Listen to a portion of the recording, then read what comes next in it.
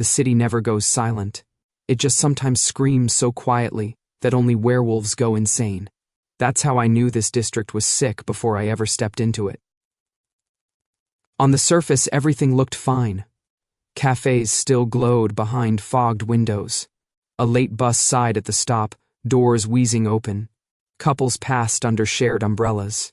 Neon reflecting in the wet asphalt like spilled paint. Somewhere above, glass towers watched the older streets the way polished teeth watch a bruised tongue. Life, normal, noisy, human life. Underneath, the city hurt.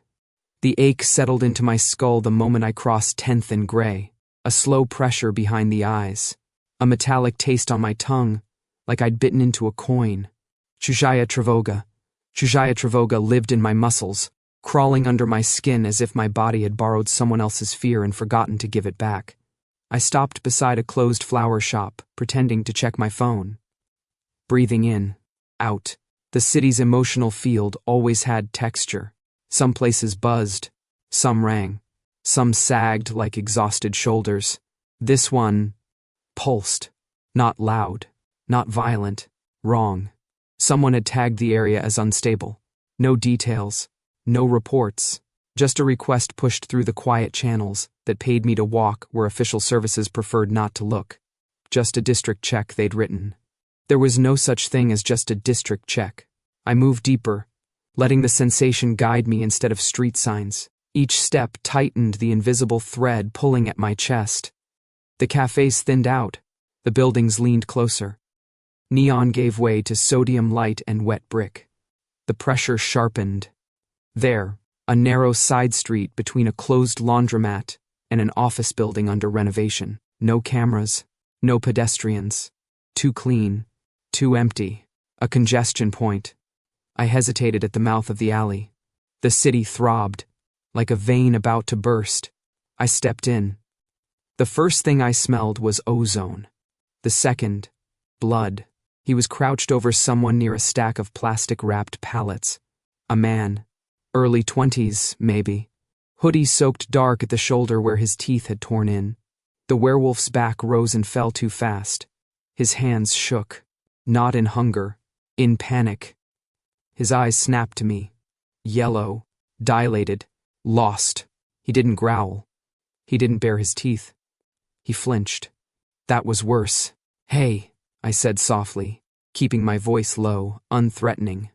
"You're not alone. You're just overwhelmed." The word hit the air like a spark in gas. He screamed, not at me, at the space around him, at the brick, at whatever pressure crushed his mind from the inside.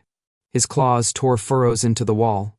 His shoulders spasmed as if invisible hooks were buried in them, pulling him apart. This wasn't a rogue. This was a nervous system on fire. I dropped to one knee, palm flattening against the wet ground. Closed my eyes. Find the rhythm.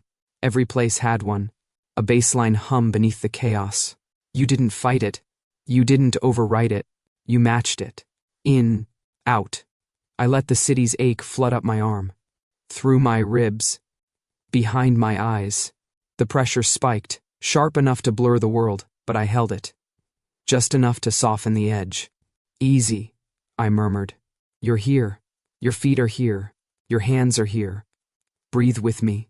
For a fraction of a second, his shaking slowed. The city surged. The pressure slammed into my skull like a physical blow. My vision flashed white. The taste of metal turned to rust. He convulsed. And then he lunged. The sound of the first gunshot split the alley. Then 3 more. The werewolf collapsed sideways. A pulse of stunned silence rippling through the space where his panic had been. Boots thundered in from both ends of the alley. Floodlights snapped on. A hard blue-white that erased shadow and intimacy alike. Private suppression unit. They moved like a machine. 2 securing the injured human, 1 restraining the downed wolf, another sweeping the area. Tactical gear, shock batons, rifles tuned for non-lethal suppression. Clean, efficient, cold. I pushed to my feet, head still ringing. And then, I felt him. The shift wasn't loud. It was architectural. as if the air had acquired structure.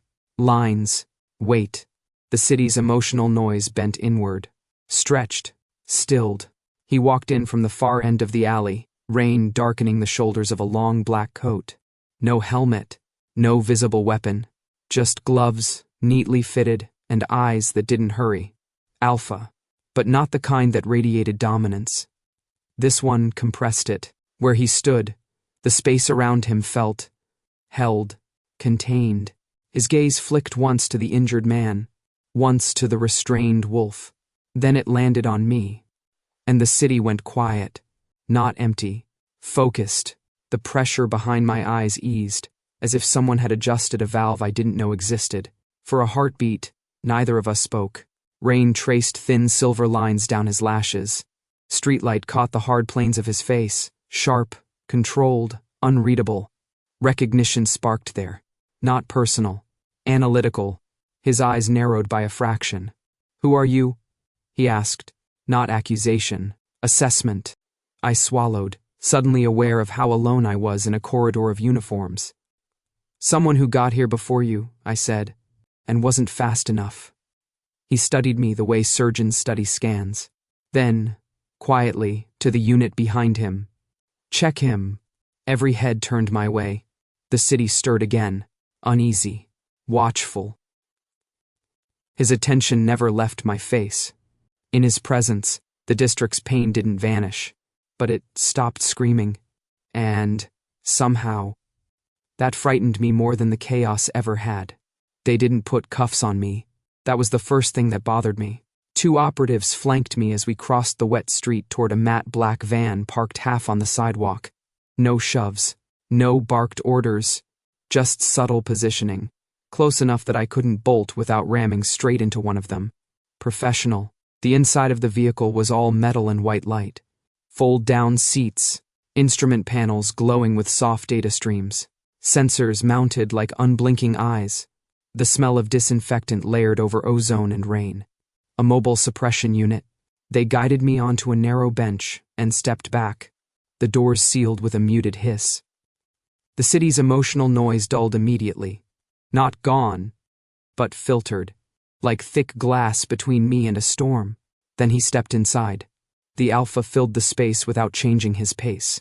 No rush, no territorial display, just presence. The operative straightened by instinct. He took the seat opposite mine, far enough to be formal, close enough to be intentional. "Name," he said, not harsh, precise. "Kai."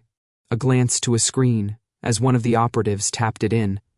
"You were on site before we arrived," he continued. "Why?"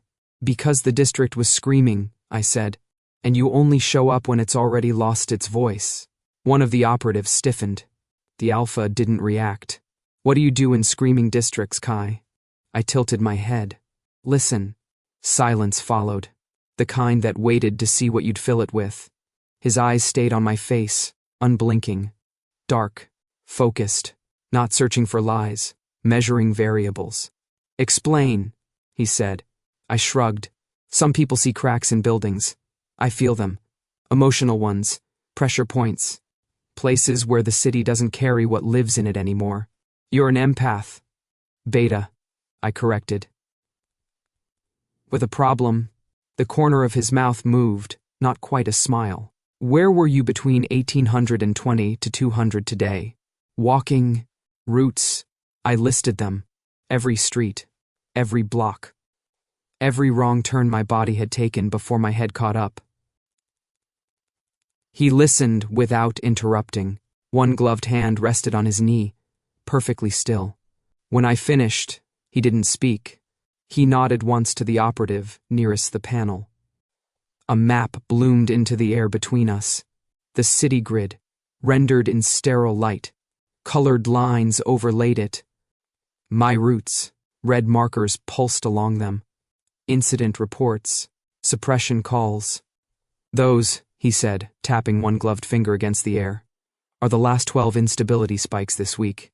The lines shifted. "Those," he continued, "are you?" My jaw tightened. "Coincidences happen," I said. "Patterns don't." The words weren't sharp. They were clean, You appear, he went on, within a 30-minute window of each surge. You enter unstable zones before they're flagged. You were physically present at 3 events before suppression units arrived. Congratulations, I said. You've discovered that I'm bad at being in safe places. Or, he said calmly, you are not merely detecting the problem. The air felt heavier. You think I'm causing it, I said. I think, he replied, you are either a catalyst or an epicenter.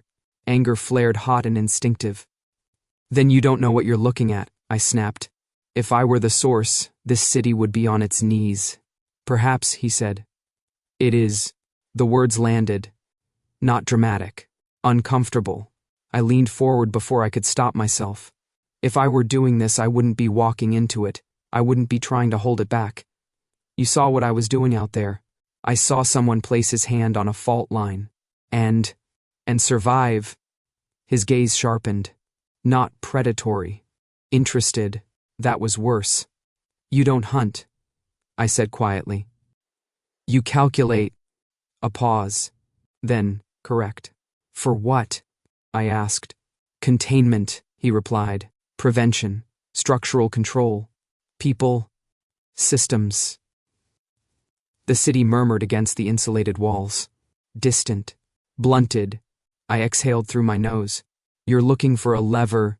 I'm looking, he said, at someone who walks where instability forms and remains coherent. That's your definition of suspicious? That's my definition of rare. We studied each other, 2 animals that didn't belong to the same hierarchy, forced into the same narrow space.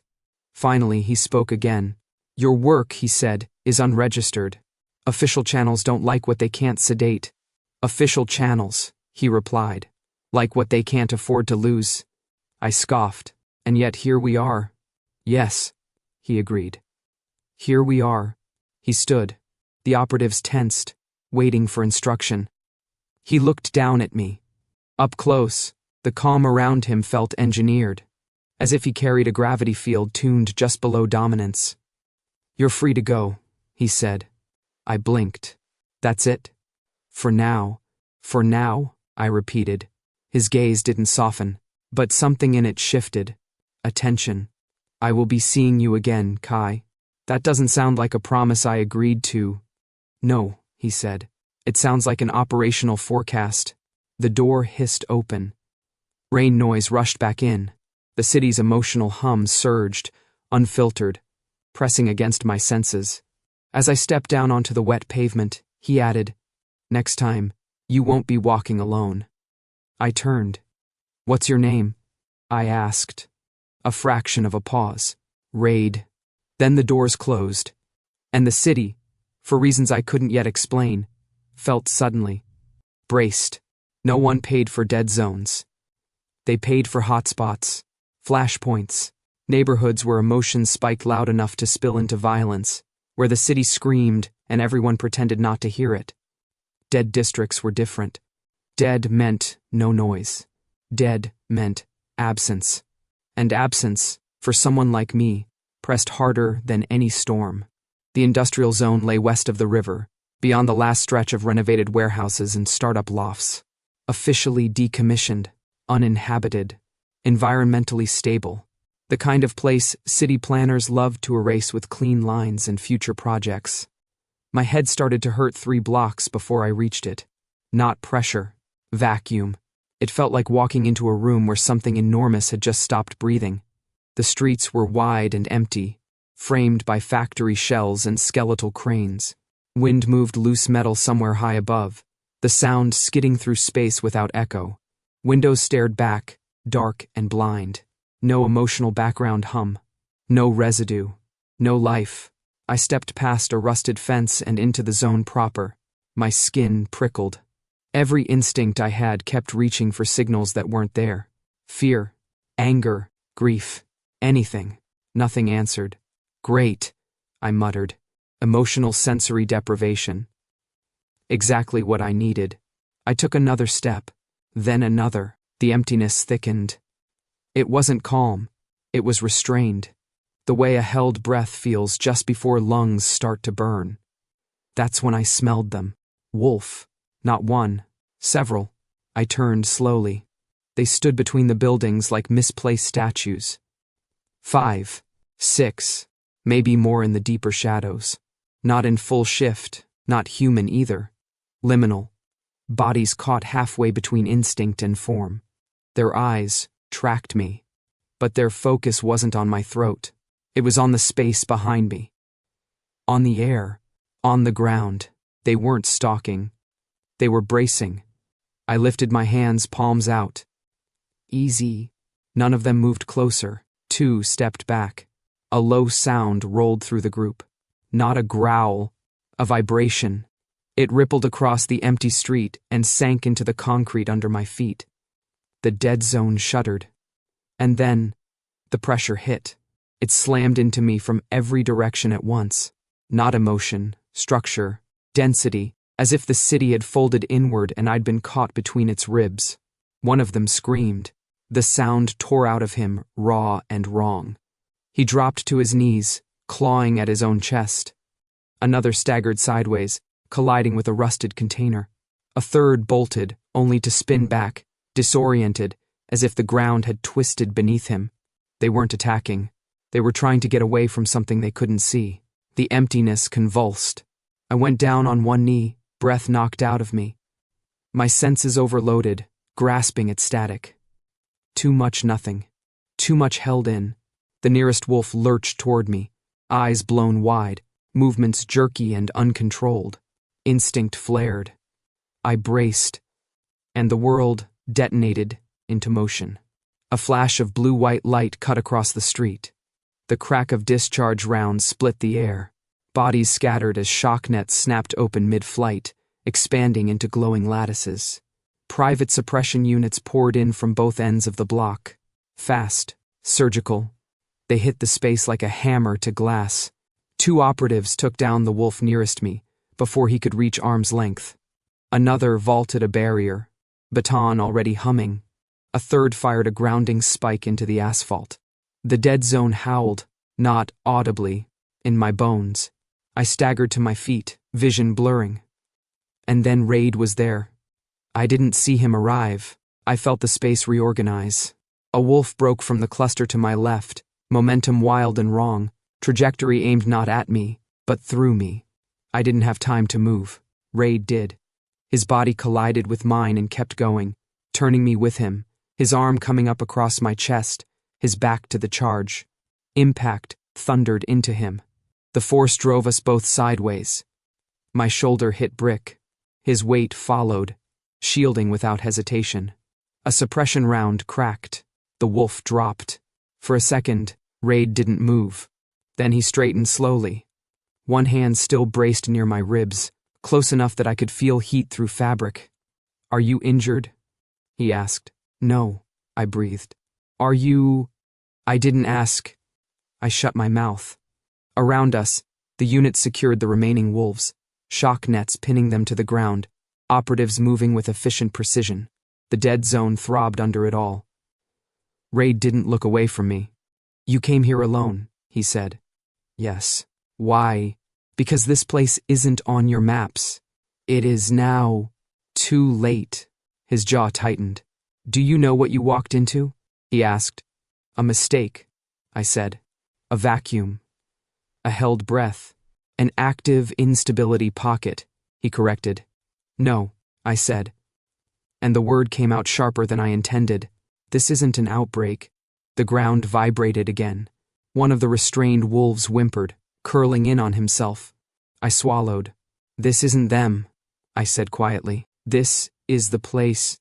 Reid's gaze flicked once to the deadened street. Back to me. Something recalculated behind his eyes. "What does that mean?" he asked. "It means," I said, pulse still hammering. "You're not hunting a pack." The emptiness surged, heavy and wrong. "You're standing inside something that's already awake." And for the first time since I'd met him, Reid didn't answer immediately. The city, from miles around, held its breath. The research unit didn't look like a van. From the outside, it passed for a long-haul communications truck, dull gray, unmarked, forgettable.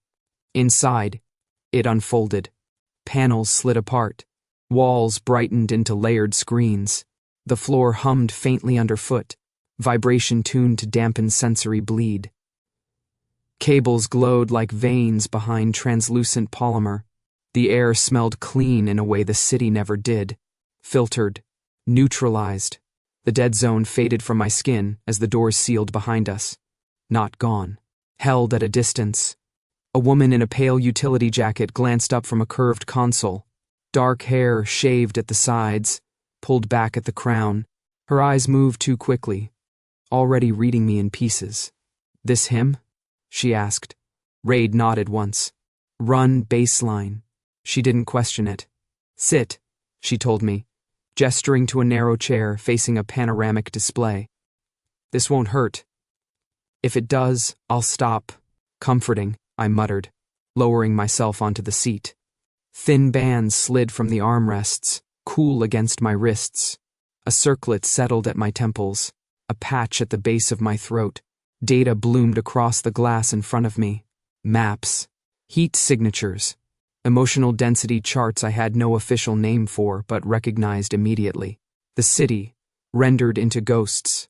Reid took position to my right, close enough that his presence bent my peripheral awareness. Not intrusive. Anchoring. "Zone 1, the analyst said. The screens shifted. A quiet residential neighborhood appeared. Trees, low buildings, a river bend. I'd walked it once. Calm place. Sad, in the way of hospitals and Sunday afternoons. "Stand," she instructed. I did. The moment my feet left the platform center, the display trembled, not visually, emotionally. The faint static hum I'd learned to ignore as background noise sharpened. The river of data brightened, like someone had raised the gain. "What did you just do?" the analyst asked softly. "Nothing," I said. "I just exist." Reid's gaze flicked to the screen. The lines were reorganizing. Density dipped. Spikes smoothed.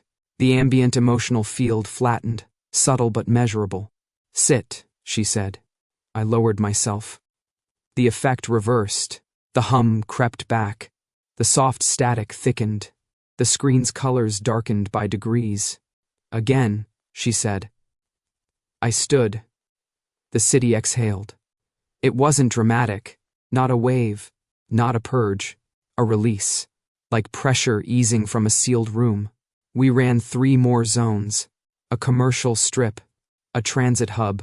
A mixed-use district bordering the industrial quarter. Each time the same. When I entered the calibrated space, the field adjusted. Stress signatures softened. Erratic microbursts dampened. When I left it, the instability crawled back in. I stared at the screen. Pulse climbing. "That's not," I began. "You're not just detecting variance," the analyst said, fingers flying. "You're participating in it." I laughed once, sharp and disbelieving. "I don't have that kind of range." "You don't have to," she replied. "You're not broadcasting, you're syncing." Reid's attention hadn't left the data, but I felt him shift beside me. A minute adjustment of stance, of balance. "Try this," the analyst said. The screens dimmed. A low tone fed into the unit. Subsonic. Almost not there. "Headphones," she added. They settled over my ears, cushioning out the world. In their place. Sound. The city. Not noise. Structure. Layered frequencies that weren't quite traffic. Not quite wind. Not quite heartbeats. A living composite of motion and absence. My breath hitched. "Oh," I whispered. Reid stilled. The sound wrapped around my skull. Threads of tension. Pockets of quiet. Distant flares of panic, grief, want. It was overwhelming. It was home. "Focus on a single line," the analyst instructed. "The mid-range." I did. The tone wavered. Trembled. Then found a rhythm. The screens flared. "What are you feeling?" she asked. Like, I searched for the words. Like standing in surf. When the water pulls back just before a wave breaks. "Good," she said. "Now don't resist it." I didn't. I let the sound fill me, let the city's held breath pass through instead of stopping in my chest. The field shifted. more than before. The ambient noise leveled, microbursts smoothed into broader bands, the jagged edges of emotional density blurred. Someone swore softly behind the glass. Reid inhaled. I felt it, not the breath. The effect, the way the space between us stabilized, as if the unit had found its center of gravity, and he and I were standing on either side of it. Reid, the analyst said, voice tight with something close to awe. His presence is acting like a regulator. I pulled the headphones off slowly. The room rushed back in.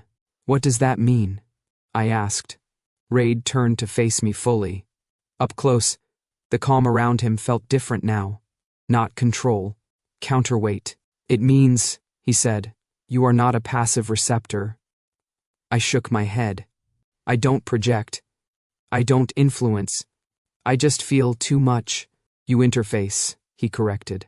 The word landed strangely. You translate instability into something the environment can absorb, he continued. When you enter a zone, the system compensates. When you leave, it destabilizes again. That's impossible. It's measured. I swallowed. If he was right, then everything I thought I was wrong. The analyst removed the bands from my wrists. Her hands were steady. Her eyes were not.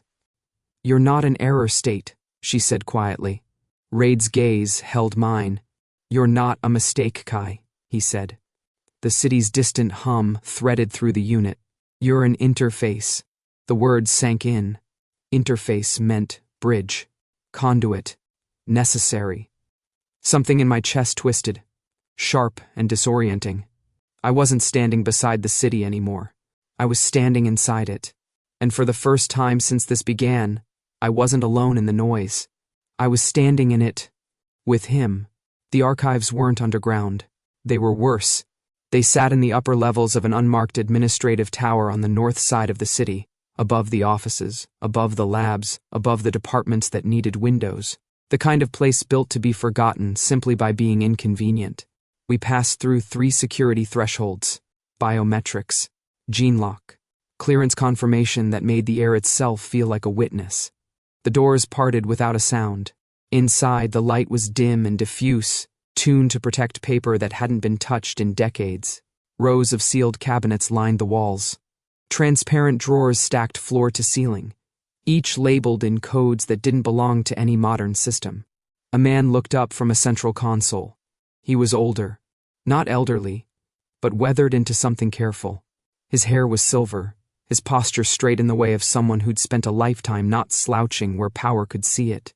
Director Cain, he said, nodding to Reid. This area is restricted. I know, Reid replied. That's why we're here. The archivist's gaze shifted to me. And he is relevant. The man's eyes sharpened. That's not a category. It is today. A pause. Then the archivist inclined his head and stepped aside. What time frame? Start with major emotional instability events, Reid said. Citywide or district level. Pre-integration period onward. The archivist's fingers moved. Drawers unlocked. The first files were recent. 10, 20 years back. Familiar to Reid. Suppression incidents. Stacked reports. Controlled language. I barely registered them. The further we went, the louder the room felt. Not in sound, in implication. 40 years ago, the archivist murmured, scrolling. Here, clustered dissociative psychosis in the southern districts. 6 neighborhoods quarantined. Official cause, environmental toxin exposure. The screens lit. Heat maps bloomed. Emotional fields frozen in time. My stomach tightened. 58 years, he continued. 3 synchronized breakdowns across non-contiguous zones. Population displacement approved. Structures demolished within 18 months. Another layer overlaid the map. I stepped closer without realizing it. The pattern tugged at me. 71, he said. Mass panic events. Multiple species involved. Records sealed under interdepartmental authority. Each new file slid into place like a puzzle piece I hadn't known I was holding. The more he loaded, the clearer it became. Not a straight line. A pulse. Every decade or so, the city convulsed. Different districts, Different triggers, different official explanations, same signature beneath. You see it, Reid said quietly. I nodded. The emotional maps weren't random. They clustered around old population centers, former industrial hubs, neighborhoods with high werewolf density before regulation, before suppression protocols, before modern integration policies. Places where packs had lived. Not cells. Communities. Go further back, I said. The archivist hesitated. The pre-digital archives are incomplete. Go, Reid repeated. The drawers that opened next didn't glow. They creaked. Paper records slid into place, yellowed and thin. Ink faded into ghosts. Early urban integration, the archivist said, before central governance, before coordinated suppression. The maps were rough, hand-drawn overlays, inked notations, observational data taken by people who'd still used words like aura and resonance, without irony. My breath slowed as I studied them. Not incidents, transitions, neighborhoods that had once been labeled pack-dense, later marked volatile. Then cleared. Then simply absent. You're not seeing outbreaks, I said. You're seeing absorption. Reid's head turned slightly. Explain. I gestured to the layered maps. Early packs didn't just live in the city, I said. They structured it, emotionally, socially, instinctively. Territories weren't just space. They were networks. Then regulation began, the archivist said. Dispersal, mandatory integration, suppression of full shift activity within city limits, which didn't erase anything, I continued. It redistributed it. The realization slid into place with a chill.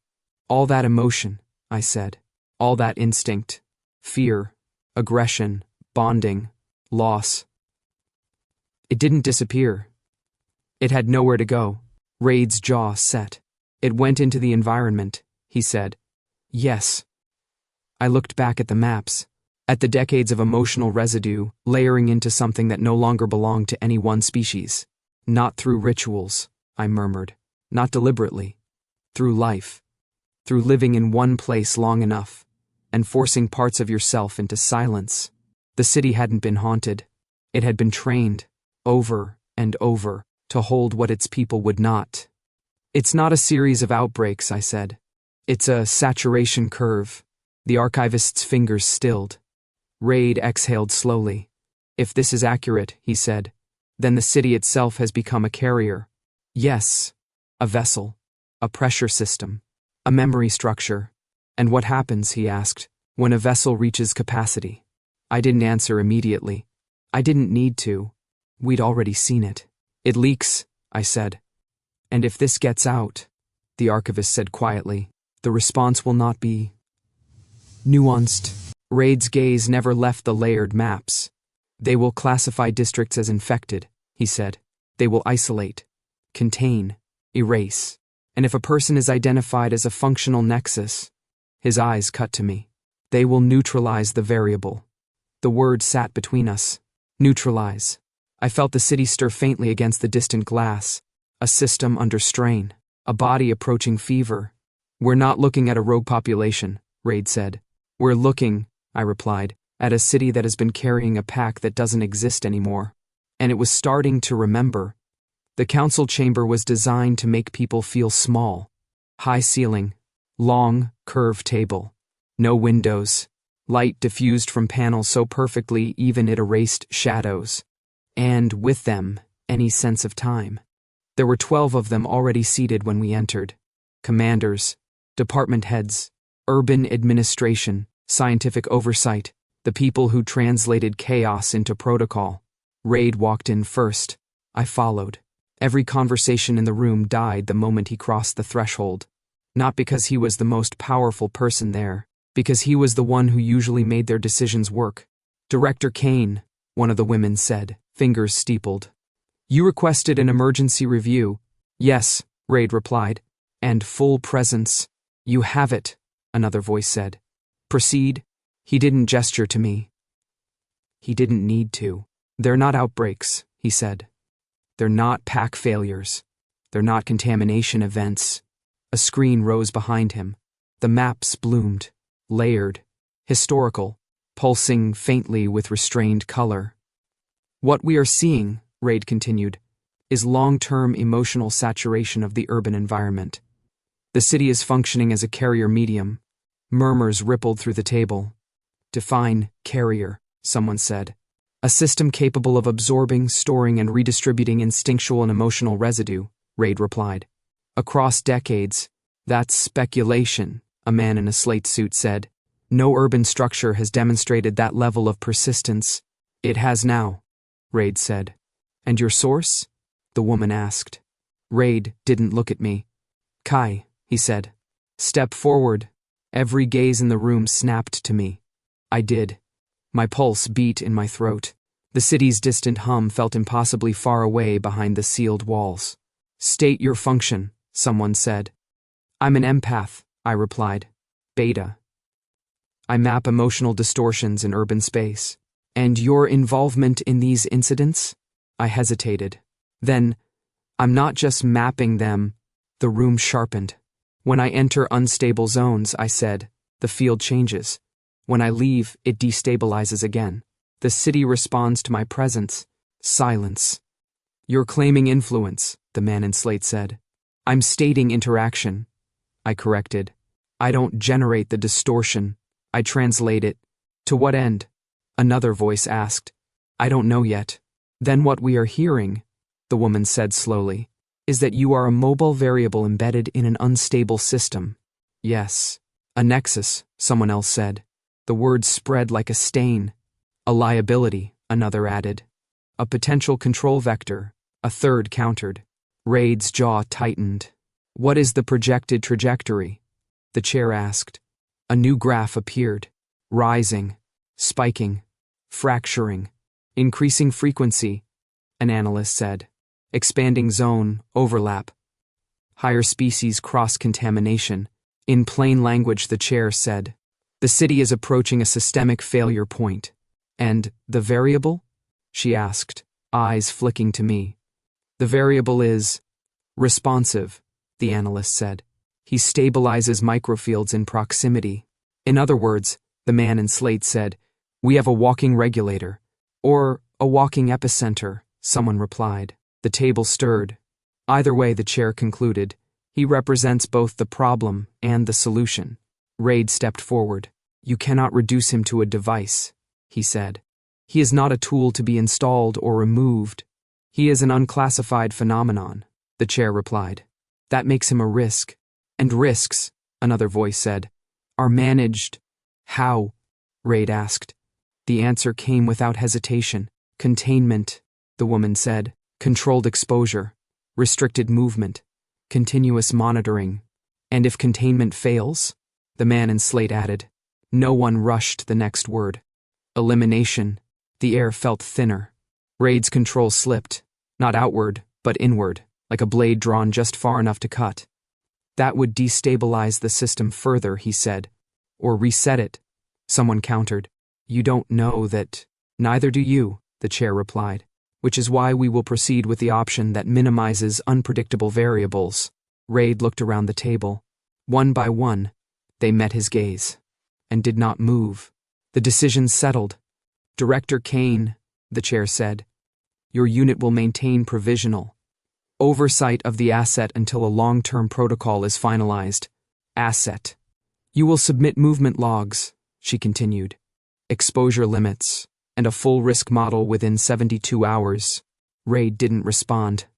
You are dismissed, she finished. The chamber doors opened. The room breathed again.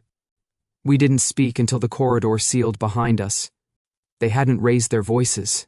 They hadn't threatened. They hadn't needed to. They're going to cage the city, I said quietly.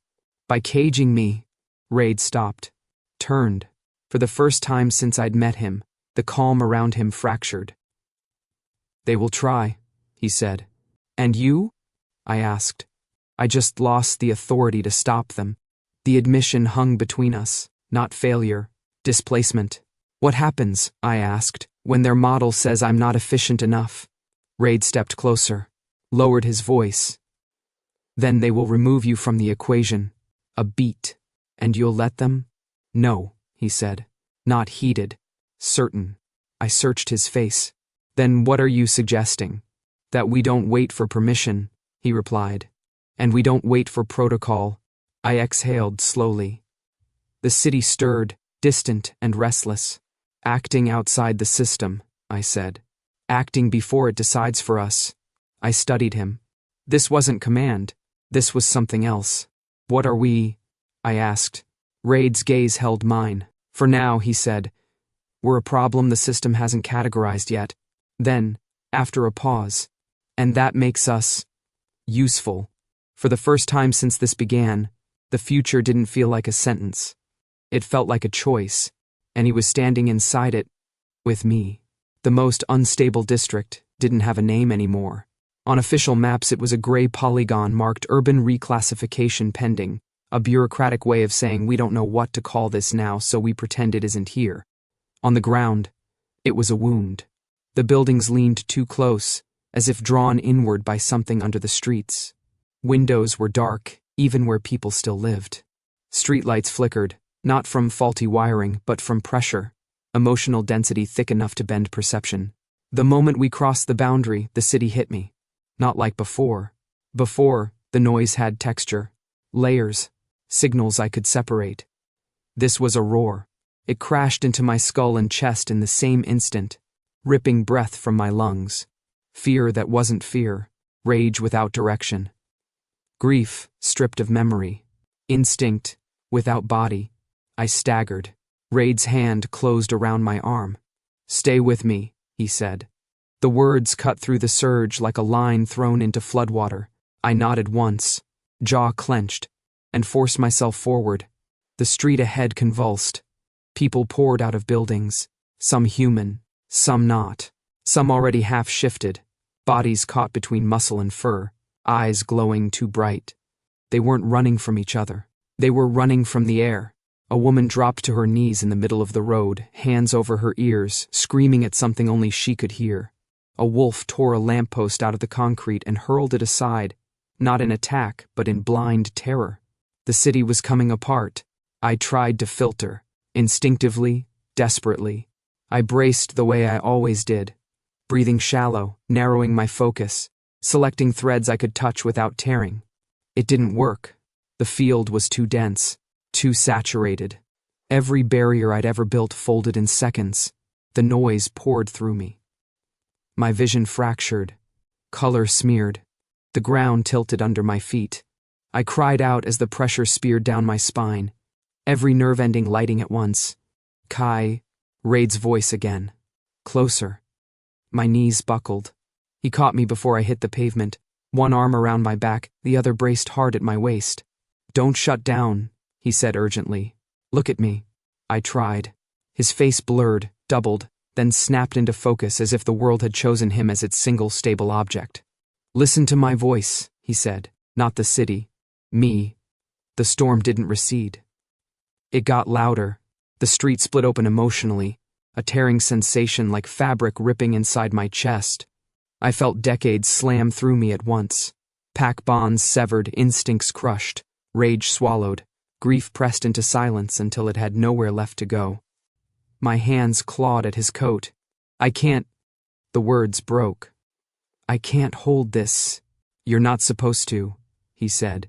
A wolf lunged out of the chaos, not at us, past us, slamming into a wall hard enough to crater brick. The shock wave rippled through the field and detonated inside my skull. Something in me snapped. Not a bone. A gate. The last filter I didn't know I was still maintaining gave way, and the city rushed in, not as noise, as a body. A vast, convulsing organism whose nerves ran through streets and wires and living things. I felt its tension like my own muscles, its arrhythmia like my own heart. I screamed. The sound tore out of me raw and helpless as the surge flooded every space inside. I was falling, not physically, internally, drowning in a city that had learned to suffer and forgotten how to breathe. Reid dropped to one knee with me, arms locking around my torso, holding me upright as my body convulsed. Don't fight it, he said into my hair. Don't push it away. It's killing me, I gasped. Yes, he said. And so is holding it. I shook my head, vision strobing. I don't know how to stop it. You don't, he said. You let it move. The words barely made sense. The city surged again, and this time I didn't try to brace. I didn't clamp down. I didn't segment. I opened. The sensation was immediate and catastrophic. The pressure didn't vanish. It changed direction. Instead of slamming into walls inside me, it flowed through. The pain sharpened to something almost surgical, precise, searing, unbearably intimate, but beneath it, I felt motion. Currents. Patterns. The city wasn't screaming. It was trying to exhale through structures that had never been meant to breathe. My fingers tightened in Reid's coat. I can feel it. I choked. It doesn't want to break. It doesn't know how to release. Then show it, he said. His arms were solid around me, unmoving. An anchor in a world convulsing. I focused, not on the noise, but on the sensation of movement itself. On translation, on letting what had been compressed find pathways instead of outlets. I pictured it not as emotion, but as charge. Not as storm, but as current. My breathing slowed. The pain spiked, and then, slowly, reorganized. The field shifted. Not suddenly, not dramatically. The jagged edges of emotional density blurred. The sharp peaks softened into longer, broader waves. The woman in the road sobbed and then gasped, dragging in a breath like someone breaking the surface of water. The wolf by the wall sagged, muscles giving way, transformation stuttering and halting mid-shift. The lampost's hum steadied. The city shuddered. And then, for the first time since we'd arrived, it breathed. The sound wasn't audible, but I felt it. A release rippling outward through streets and structures and living bodies, tension diffusing into motion instead of rupture. My strength gave out with it. Reid held me as my legs finally failed, easing me down until my forehead rested against his shoulder. I was shaking, not from fear, from aftermath. The storm didn't vanish, but it no longer owned the space. Around us, the chaos ebbed, not solved, not healed, stabilized. Reid didn't loosen his grip. I didn't pull away. For a long moment we stayed like that, two figures kneeling in a street that no longer screamed, holding the place where the city had learned it could move again. I didn't stop it, I whispered. No, he said quietly. You translated it. I closed my eyes, and for the first time in my life, the city didn't feel like a burden in my chest. It felt like something leaning into my hands, alive and listening. The first transport arrived without sirens. They didn't need them. The city was quiet enough now that the engines carried for blocks, a low mechanical growl rolling through streets still trembling from what had passed. I lifted my head from Reid's shoulder. The district no longer convulsed. The emotional field still vibrated, still dense, but coherent. The air didn't tear at my senses. It moved. People stood where they'd fallen, disoriented, shaken, but conscious. A few operatives were already moving through the edges of the street, assisting civilians, securing perimeters. Then the command carriers turned the corner. 3 of them. Black. Sealed. Authority. Reid's arms tightened once briefly as he helped me to my feet. Can you stand? He asked. Yes, I said, though the word wavered. He didn't question it. The carriers braked. Doors slid open. More suppression units deployed. But these wore different insignia. Command oversight. Administrative enforcement. The kind of operatives who didn't stabilize. They concluded. A woman stepped out first. Tall. White hair pulled back. Slate-gray uniform marked with the council's seal. Her gaze swept the street. The civilians. The operatives. The infrastructure. Then it landed on me. Director Cain, she said. Step aside. Reid didn't move. The district is under emergency closure, she continued. You are instructed to disengage. We will assume control of the asset. Asset. My jaw tightened. This zone is stable, Reid said. Temporarily, she replied. And temporarily is not acceptable. He turned his body slightly, not enough to shield me, enough to place himself between me and her line of sight. He is not being transferred, Reid said. A murmur rippled through the arriving teams.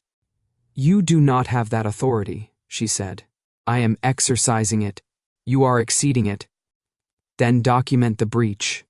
Her eyes sharpened. Director Cain, you were given provisional oversight, not proprietorship. I am not claiming him, Reid said. He paused. I am claiming responsibility. Silence. He gestured once to the street. You can feel it, he said, even without his sensors.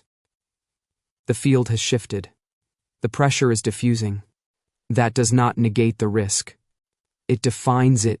She turned slightly. An analyst stepped forward, device raised, readings scrolling. He frowned, then frowned harder. The ambient emotional density is still elevated, he said, but the spike patterns have reorganized.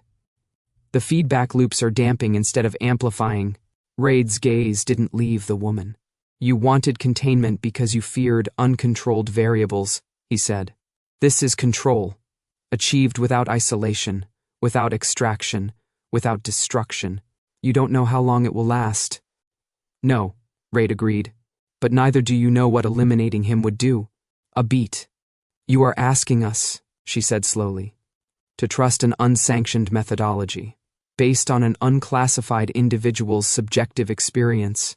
I am asking you, Reid replied, to acknowledge evidence. The analyst swallowed. It's holding, he said quietly. The field is holding. The woman's jaw set. And when it doesn't? She asked. Reid didn't answer immediately. When he did, his voice was steady. Then the failure is mine. Every head turned. I authorized the operation, he continued. I removed him from protocol. I facilitated his exposure. If the system destabilizes further, you will record my name as the point of deviation. Her eyes searched his. You are offering yourself as the variable. Yes, you are surrendering your command authority. I am placing it in abeyance, Reid said. Effective immediately. The words cut through the street more sharply than any siren. Director, one of the operatives began. Reid lifted a hand. I will no longer issue suppression orders, he said. I will not oversee forced containment. I will remain on site as an independent stabilizing asset. An asset, the woman repeated. No, Reid said. An anchor. The silence stretched. The city hummed faintly around us, a low, complex sound that no longer clawed. The analyst glanced at his readouts again. Field coherence is improving, he said. The woman closed her eyes for a fraction of a second, then opened them. Your resignation from active command will be logged, she said. Your clearance will be downgraded. You will be subject to review. Of course. And he, she added, looking at me, will remain under observation, as he always has, Reid said. She studied the street one last time, then gave a single nod. Secure the perimeter, she ordered. Withdraw the closure directive. The command units shifted, some reluctantly, some with visible confusion, but they moved. The immediate threat receded like a tide pulling back from shore. Reid exhaled. Not relief, release. He turned to me. Up close, I could see the cost in the set of his shoulders. The recalibration, the invisible weight shedding from one place only to settle somewhere else. You didn't have to do that, I said. Yes, he replied. I did. I searched his face. You just burned every safeguard they ever gave you. I chose a different one. What if you're wrong? His gaze held mine. Then I will be wrong where I can see the consequences. The city stirred, not in distress, in movement.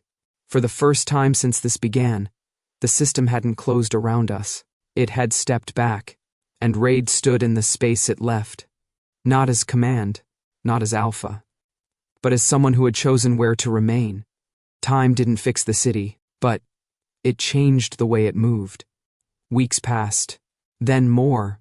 The emergency spikes receded into lower, longer waves. The districts didn't go silent. They grew complex. Emotional density still surged, but it no longer tore. It circulated. The work changed with it. There were no more district checks. Now there were routes, windows, patterns. I didn't go in alone anymore. I wasn't dropped into pressure points and pulled out when my hands started shaking. We worked from the edges inward.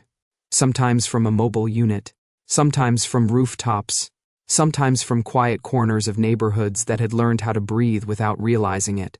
Raid was always there, not behind a console, not issuing orders, just there, standing close enough that the city's currents bent differently when we shared space. The roof we favored belonged to an old mid-rise overlooking the river, too low to be impressive, too high to be loud, the kind of place that didn't demand to be seen. We stood at its edge now, city light washing the clouds into pale gold. I closed my eyes and listened. The city was never quiet, but it wasn't screaming anymore. Emotion moved through it like weather, localized, layered, alive. Laughter flickered 3 blocks east. Exhaustion sagged over a late-night diner. A pocket of nervous excitement pulsed near a music venue. Grief lingered somewhere far south, thin and private, all of it distinct, all of it held. I exhaled. That place on Harbor, I said. The old shipping block? Raid leaned on the low barrier beside me. No coat tonight. Just dark clothes that didn't mark him as anything in particular. It's stabilizing, he said. Yes, I replied. But it's doing it on its own. He glanced at me. That wasn't happening before. No, I said. Before it was storing. Now it's metabolizing. The word felt right. We stood in that for a moment. The city didn't surge when he shifted closer. It adjusted. Do you miss it? I asked. He didn't pretend not to know what I meant. Command? He said. Yes. Raid considered the skyline. I miss clarity, he said finally. I don't miss certainty. I smiled faintly. You traded one hierarchy for another. I stepped out of one, he corrected. And into a system that actually responds. Careful, I said. You're starting to sound like me. His mouth curved. Small. Real. The city hummed. Not in agreement. In conversation. Do you ever wish, I asked quietly, that it would stop, that it would go back to being background? Raid turned his head slightly. Looked at me instead of the horizon. No, he said. I opened my eyes. Why? Because silence, he said, wasn't peace. It was compression. He paused. This, he gestured faintly, not to the city, but to the space between us, is balance. The word settled. Something warm and unfamiliar moved in my chest. I let my shoulder brush his. Didn't move away, neither did he. Below us, traffic stitched thin lines of light through the dark. Voices drifted up. Music, wind, life. I don't feel it hurting anymore, I said. Raid's gaze softened, just enough that I almost missed it. What do you feel? I searched the city, the layers, the contradictions, the ongoing, unresolvable living thing. Like it knows I'm here, I said, and isn't asking me to fix it. He nodded once. That's because you're not fixing it. You're listening, he continued. And it's answering. We didn't touch. Not properly. We didn't need to. The space between us carried weight, not pressure, presence. And for the first time I could remember, the city didn't sit in my chest like something I had to survive. It moved around me like something I belonged to. The new district hadn't existed 6 months ago. On paper, it was a redevelopment zone. On the ground, it was scaffolding and half-finished walkways and cafes still figuring out what they were. I walked it slowly. Not because it hurt, because it didn't. The emotional field was thin here, not empty, unwritten, light with possibility instead of burden. Curiosity drifted out of open windows. Cautious hope, the brittle excitement of beginnings, no residue, no compression, no ghosts. I breathed it in, and felt nothing wrong. Across the street, Raid leaned against the hood of an unmarked car, watching the sky shift color above the unfinished buildings. He didn't scan the area, didn't track movement. He waited. I crossed to him. The city stirred faintly around us. Not in response. In inclusion. I think, I said, this place is going to be loud. Reid's mouth curved. Good, he replied. It should be. I rested my back against the car beside him. The city didn't need me to hold it here. It didn't need him to command it. It was doing what living systems did when no one forced them into silence. It was becoming, and standing there, between a man who had chosen to stay and a place that had learned how to move, I realized something quietly, without revelation or pain. I wasn't its diagnostic anymore. I wasn't its stabilizer. I was part of its circulation, a thread, a voice, a body inside a city that no longer screamed, because it had finally learned how to be heard.